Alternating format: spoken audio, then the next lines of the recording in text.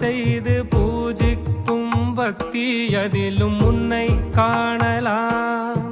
பசி என்று தன் முன் வந்து கையேந்தி கேட்கும் போது தன் உணவை தந்தால் கூட உன்னை காணலாம். உன்னை காண பல கோடி இங்கு வாரி இறைக்கிறார்கள். எளிதாக உன்னை சேர இங்கு யாரு நினைக்கிறார்கள்? அலங்காரம் அதில் நீ இல்லை, அகங்கார மனதில் இல்லை. துளி கள்ளம் கபடம் கலந்திடாத அன்பில் இருக்கிறாய். உணர்ந்தேன் உனையே உனையே மறந்தேன்